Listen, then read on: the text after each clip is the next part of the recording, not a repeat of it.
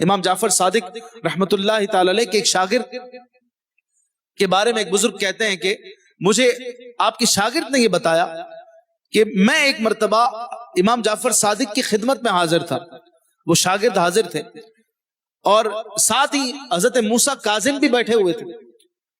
حضرت موسیٰ کاظم یہ امام جعفر کے بیٹے، اور امام جعفر اپنے بیٹے کو نصیحت کر رہے تھے، اور وہ شاگرد کہتے ہیں کہ چند باتیں جو میں یاد رکھ سکا وہ یہ ہیں کہ امام جعفر صادق نے فرمایا، اے بیٹے میری نصیحت قبول کر لو اور میری بات کو یاد رکھنا، اگر تم انہیں یاد نہ رکھو گے تو زندگی بری ہو جائے گی، اگر انہیں یاد رکھو گے تو زندگی اچھی گزرے گی اور تمہاری موت بھی قابل رشک ہوگی۔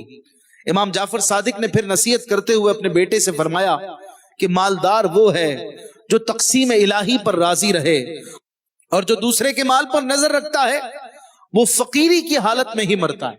وہ کتنا ہی مالدار ہو جائے وہ پھر بھی کنگال ہی رہتا ہے، اس کا دل فقیر ہی رہتا ہے۔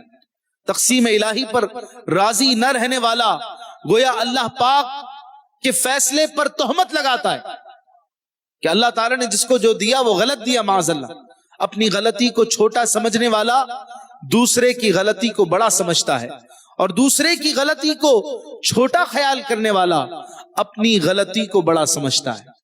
یہ بھی نصیحت سے ہمیں سیکھنے کو ملا۔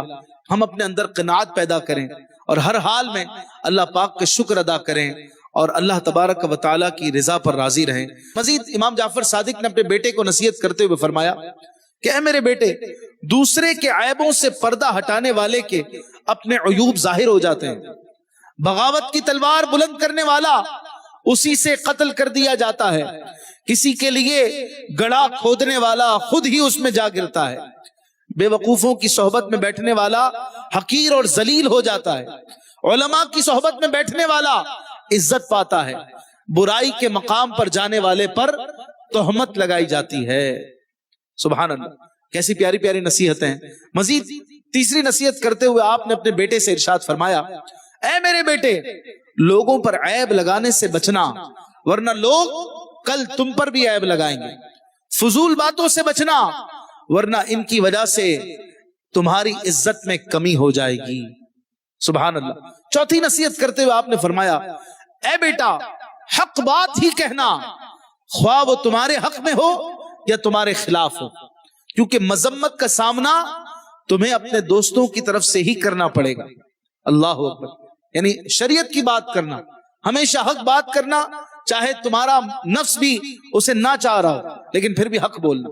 پانچویں نصیحت کرتے ہوئے آپ فرماتے ہیں، اے میرے بیٹے قرآن کی تلاوت کرتے رہنا، سلام کو عام کرنا، نیکی کا حکم دینا، برائی سے منع کرنا، جو تجھ سے تعلق توڑے تم اس سے رشتہ جوڑنا، جو تم سے بات نہ کرے تم اس سے بات کرنے میں پہل کرنا، جو تم سے مانگے اسے عطا کرنا، چغل خوری سے بچنا کہ یہ دلوں میں بغض پیدا کرتی ہے، لوگوں کے عیوب کے در پہ نہ ہونا کہ یہ چیز خود کو مذمت اور تہمت کا ہدف بنانے کے قائم مقام ہے۔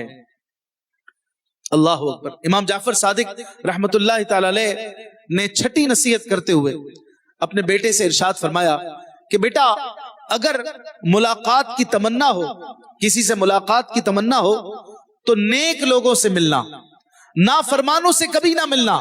نافرمان اس چٹان کی طرح ہے جس سے کبھی پانی نہیں نکلتا، ایسے درخت کی طرح ہیں جو کبھی پھلتا پھولتا نہیں، جو سرسبز و شاداب نہیں ہوتا، اور نافرمان ایسی زمین کی طرح ہے جس پر کبھی سبزہ نہیں اگتا۔ سبحان اللہ۔ یہ وہ 6 نصیحتیں ہیں جو آپ رحمت اللہ تعالی علیہ نے اپنے بیٹے سے فرمائیں، اور یہ وہ نصیحتیں ہیں کہ جن کا اثر آپ کے بیٹے کی شخصیت میں نظر آتا ہے۔ امام موسیٰ کاظم رحمت اللہ تعالی علیہ بھی کیا کمال کی شخصیت ہے۔ اللہ تعالیٰ آپ کو ان کے مزار کی زیارتیں کروائے۔ بقیع پاک میں حضرت امام جعفر صادق رحمت اللہ تعالی علیہ کا مزار ہے، اللہ ہم سب کو وہاں کے بھی جلوے دکھائے۔